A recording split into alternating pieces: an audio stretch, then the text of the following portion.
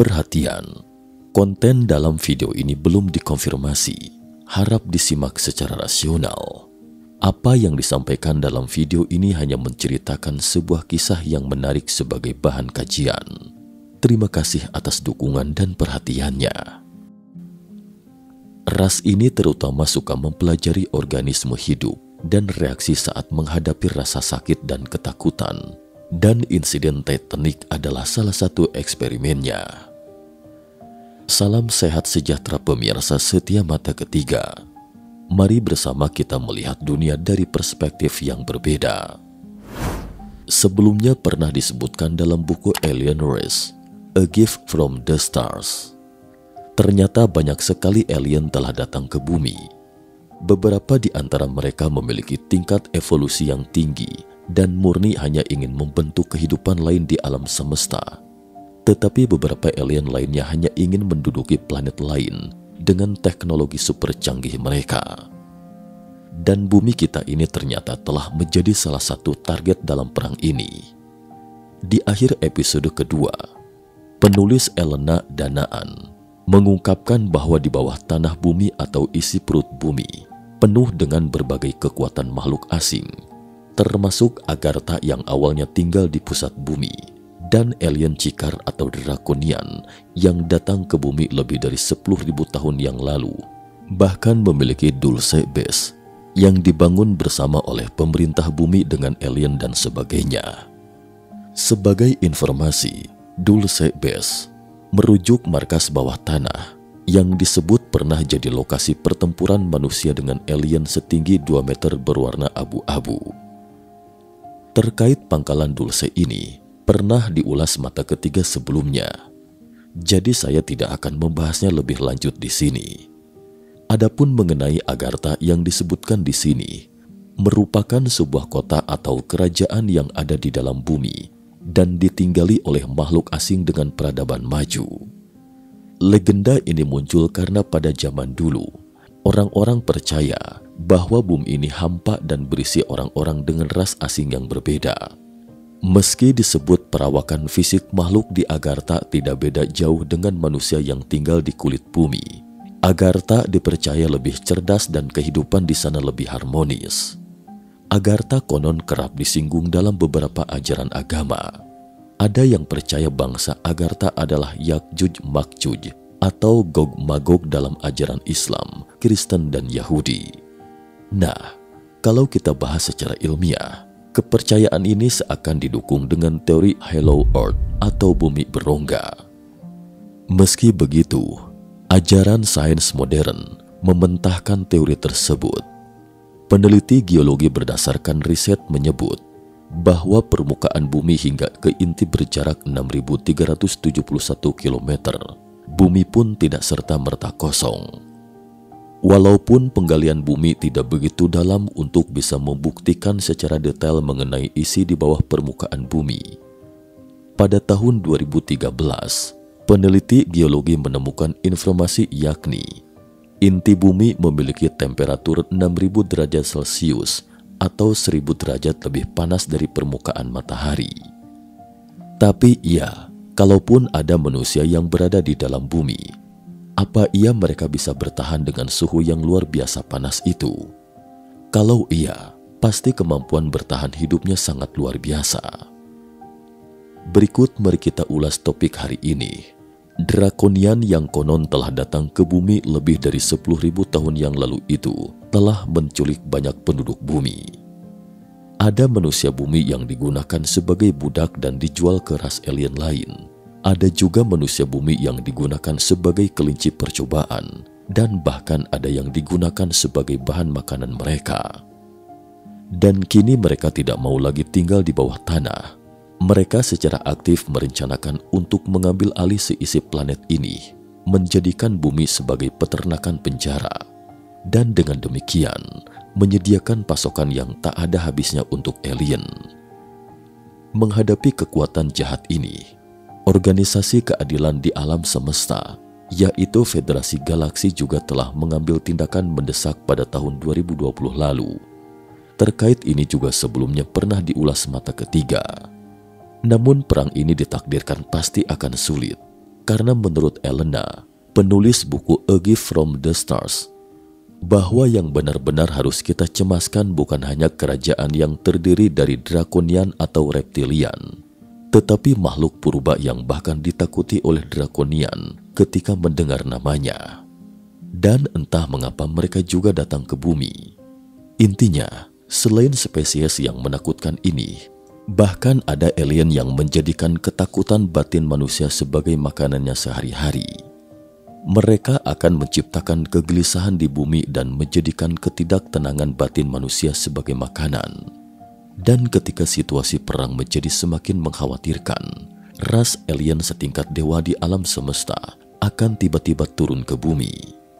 Atas permintaan mereka, kini Elena memutuskan untuk secara terbuka memberitahu umat manusia bahwa di alam semesta ini tidak hanya ada kekuatan jahat, tetapi juga sekelompok alien baik. Mereka akan memberitahu sebuah rahasia tentang evolusi manusia. Begitu penduduk bumi menguasai rahasia ini, manusia akan mampu meningkatkan evolusinya. Tak hanya itu, Elena juga membeberkan prinsip kerja pesawat luar angkasa alien untuk pertama kalinya dalam buku itu. Jadi, teknologi super seperti apa pada pesawat luar angkasa alien itu? Dan apa rahasia utama yang memungkinkan evolusi manusia? Yang paling penting adalah mengapa ras kuno yang sangat ditakuti drakonian itu tiba-tiba datang ke bumi. Berikut kita kilas balik sejenak ke tahun 1989. Ketika itu, musuh alami drakonian baru tiba di bumi. UFO yang disaksikan ribuan saksi mata. Pada 29 November 1989 malam waktu setempat, kantor polisi kota Liege, Belgia, tiba-tiba menerima telepon dari sejumlah besar masyarakat. Ternyata mereka melaporkan penampakan benda terbang segitiga di atas langit kota Liege. Objek itu terbang melintas di atas kota dengan sangat lambat dan pada ketinggian rendah. Selama proses itu, benda terbang tersebut bahkan sempat terhenti di ketinggian angkasa, melayang diam dan tidak mengeluarkan suara apapun. Yang lebih mengejutkan lagi, kawanan UFO ini selalu muncul sejak hari itu, hingga lebih dari 4 bulan kemudian, atau pada Maret 1990, puluhan ribu orang menyaksikan UFO. Beberapa saksi mata bahkan mengabadikan foto objek terbang tersebut, dan terjadilah sesuatu ketika rasa cemas melanda masyarakat setempat. Pada 30 Maret 1990 ketika itu, militer Belgia tiba-tiba melihat dari radar sebuah benda terbang tak dikenal menyusup ke wilayah udara Belgia. Saat itu militer Belgia mengerahkan 2 jet tempur F-16 untuk mencegat. Tapi mereka tak menyangka, benda terbang tak dikenal itu tiba-tiba berubah menjadi beberapa kubus kecil dengan formula misterius ketika pilot berhasil mengejarnya. Dari layar video tampak terlihat beberapa kubus kecil. Anehnya, kubus-kubus ini hanyalah benda terbang berbentuk segitiga raksasa ketika jet tempur F-16 akan lepas landas. Tapi, mengapa dalam waktu singkat berubah menjadi kubus kecil? Tak hanya itu, kubus ini bahkan menghilang seketika. Pilot yang melihat pemandangan itu pun dibuat terperangah. Lagi pula mereka sedang terbang di ketinggian 11.000 kaki. Mungkinkah pesawat yang hilang dalam sekejap itu jatuh? Namun ketika pilot hendak melaporkan penglihatannya ke pangkalan, kubus itu tiba-tiba muncul lagi di layar. Saat itu, Mayor Jenderal Wilfried de Brouwer dari Angkatan Udara Belgia bahkan menyatakan dalam sebuah wawancara dengan media bahwa ia yakin benda terbang itu sama sekali bukan teknologi manusia. Speeds between 150 knots till 990 knots, an acceleration which occurred in a few seconds. Terkadang kecepatan terbangnya meningkat dari 170 mil per jam menjadi 1100 mil per jam secara instan dan dapat dicapai dalam beberapa detik. These speeds would be impossible to tolerate for a human being. Tubuh manusia tidak mungkin dapat menahan laju kecepatan seperti ini. a machine which hangs and hovers without making any noise. Current technology, that will be impossible. Apalagi pesawat itu tidak mengeluarkan suara, melayang diam pada ketinggian sangat rendah, dan mustahil dapat dicapai dengan teknologi manusia saat itu. Wow, pernahkah terlintas di benak teman-teman? Ternyata Belgia jauh lebih terbuka daripada Amerika Serikat. Begitu Belgia menemukan piring terbang, mereka segera merilis gambarnya. Intinya, menurut pernyataan Belgia, kecepatan piring terbang itu bisa melonjak dari kecepatan semula 170 mil per jam menjadi 1100 mil per jam hanya dalam beberapa detik. Tahukah Anda seberapa cepat laju ini? Ini setara dengan kecepatan dari 273 km per jam menjadi 1770 km per jam dalam beberapa detik. Dan akselerasi ini setara dengan 46 G yang cukup untuk meremukkan tubuh manusia.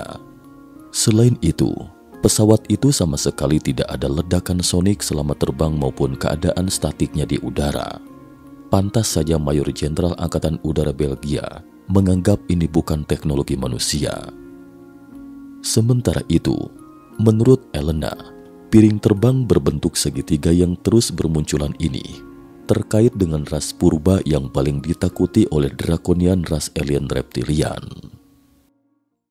Gnomopo. Elena mengatakan bahwa ada planet bernama Negumak yang berjarak 550 tahun cahaya dari bumi. Negumak ini terletak di jantung Scorpio. Di sana ada ras alien bernama Gnomopo. Mereka adalah salah satu ras tertua yang diketahui masih ada. Perawakan mereka tinggi besar. Sepintas mereka terlihat seperti ras alien serangga, tetapi gen mereka tidak mengandung gen ras serangga atau gen reptilian, apalagi gen ras manusia. Faktanya, mereka adalah salah satunya spesies di alam semesta yang tidak memiliki hubungan dengan darah sekaumnya. Mereka sudah eksis sejak lama. Mereka adalah sejenis predator, tapi mereka tidak suka memakan manusia. Mereka memiliki 4 tangan dan 2 kaki. Tangan mereka memiliki cakar yang tajam, yang dapat memotong apapun dengan sekali ayun benda keras di bawah tingkat 10. Dan kaki belakang mereka juga merupakan sepasang cakar yang tajam. Biasanya mereka akan mengandalkan kaki belakang untuk berjalan. Tetapi ketika menyerang, kaki belakangnya akan berubah menjadi senjata tersembunyi, terutama ketika musuh menyerang dari belakang. Senjata tersembunyi itu dapat berperan langsung menusuk jantung hingga tewas. Karena itulah, semua ras alien di alam semesta tahu untuk tidak pernah mendekati Gnomopo dari belakang. Selain 6 anggota badan yang mengerikan ini, ada 5 tentakel di punggung Gnomopo. Saat menyerang, ia akan mengeluarkan cairan asam yang dapat melelehkan benda apapun. Konon, jambul di kepala mereka dapat berubah menjadi ungu saat mereka berperang. Tetapi sejauh ini hanya rumor, karena semua spesies yang pernah bertarung dengan mereka telah musnah. Namun meskipun kemampuan bertarung dan teknologi mereka sangat mumpuni, mereka tidak pernah secara aktif untuk menginvasi ras lain. Jadi, ketika Dewan 5 ras alien mendeteksi pesawat luar angkasa Gnomopo muncul di langit bumi, mereka sangat cemas. Dewan 5 ras alien juga merupakan organisasi keadilan di alam semesta dan jauh lebih lama didirikan dari Federasi Galaksi. Dan mereka tidak memiliki prinsip non-intervensi seperti Federasi Galaksi. Mereka justru menentang prinsip seperti itu. Menurut mereka, bahwa intervensi yang sesuai dapat mencegah kepunahan spesies. Mereka bahkan menciptakan pepatah terkenal yang diketahui oleh semua kehidupan berakal di alam semesta, yaitu 5 alam semesta, 2.500 spesies, 1 ras. Mungkinkah ada 5 alam semesta? Sayangnya, buku A Gift from the Stars tidak memberitahu kita jawabannya. Tapi Elena yakin bahwa memang ada 2.500 spesies di alam semesta. Namun meskipun ada banyak spesies, kita adalah satu ras karena kita semua berasal dari pencipta yang sama. Elena juga menyebutkan dalam bukunya tentang pencipta. Terkait ini, untuk selengkapnya, bagi teman-teman yang tertarik bisa mencari tahu bukunya di internet. Karena pernyataan terkenal Dewan 5 Ras Alien telah diakui oleh banyak spesies alien lainnya. Jadi ketika Federasi Galaksi didirikan, mereka bahkan mengutipnya dan mengubahnya menjadi tujuan federasi mereka sendiri. Satu multiverse, satu ras. Itulah sebabnya kami mengetahui kalimat ini dari dokumen bocoran KGB. Mengapa sepertinya terkesan Elena telah merangkai semua informasi alien yang telah kita ketahui di masa lalu? Kita kembali ke Dewan 5 Ras Alien. Sejak pendiri 5 dewan pada waktu itu, El-Manuk mengetahui dengan jelas bahwa seluruh alam semesta adalah satu ras. Karena itu, sejak pembentukan 5 dewan, mereka berusaha keras untuk membantu perkembangan planet lain. Jadi, sejak bumi hanya berupa mikroorganisme di zaman purba, Dewan 5 Ras sudah mulai berpartisipasi dalam rencana kehidupan di bumi.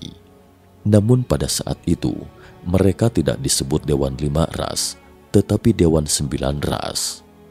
Saat itu para pendiri bangsa El-Manuk memerintahkan untuk menyuntikkan sesuatu ke lautan yang disebut virus oleh manusia bumi, agar ganggang di lautan dapat melakukan fotosintesis yang secara tidak langsung merangsang perkembangan kehidupan di bumi, dan bahkan menyaksikan munculnya primata dan intervensi evolusi selanjutnya dari Anunnaki.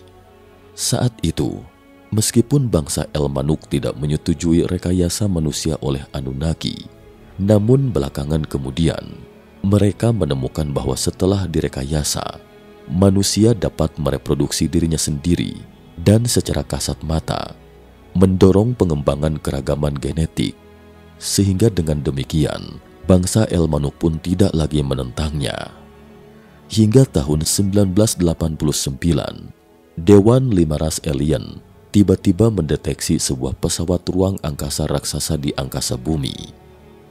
Pesawat ruang angkasa itu memiliki kilau metalik gelap dan bentuknya sangat unik, sehingga Dewan 5 Ras Alien dapat segera mengenali pemilik pesawat ruang angkasa itu adalah bangsa Gnomopo. Tapi mengapa mereka ke bumi? Seperti yang diketahui, Gnomopo adalah ras yang terkenal tidak akan secara aktif melakukan serangan pada ras lain, kecuali diserang. Jika tidak ada peristiwa besar, mereka tidak akan pernah mengunjungi bumi. Jadi pasti ada sesuatu yang terjadi yang tidak diketahui oleh Dewan 5 Ras Alien. Lalu bangsa El-Manuk segera mengirimkan pesawat luar angkasa untuk memantaunya. Pesawat ruang angkasa mereka terlihat seperti segitiga. Sayangnya Gnomopo sudah pergi ketika El-Manuk tiba, dan perhatian terakhir mereka berada di sekitar kota Liege, Belgia. Oleh karena itu, pesawat ruang angkasa El-Manuk kerap berpatroli di kawasan ini untuk mencari tahu tujuan Gnomopo datang ke bumi, sehingga muncullah insiden UFO di Belgia pada tahun 1989. Menurut Elena, Dewan 5 Ras Alien sedang mencoba untuk bekerja sama dengan Gnomopo. Karena begitu mereka memutuskan untuk bergabung dengan Dewan, kerajaan drakonian dari alien reptilian pasti akan keluar dari pendudukannya di bumi. Adapun alasan Dewan 5 Ras Alien mengambil risiko untuk bekerja sama dengan Gnomopo yang sulit ditebak itu, karena alien yang menciptakan ketakutan batin manusia dan menjadikannya sebagai makanan sehari-hari itu telah muncul di bumi. Cukup sekian dulu episode hari ini. Nantikan sambungannya pada episode terakhir. Terima kasih atas perhatiannya.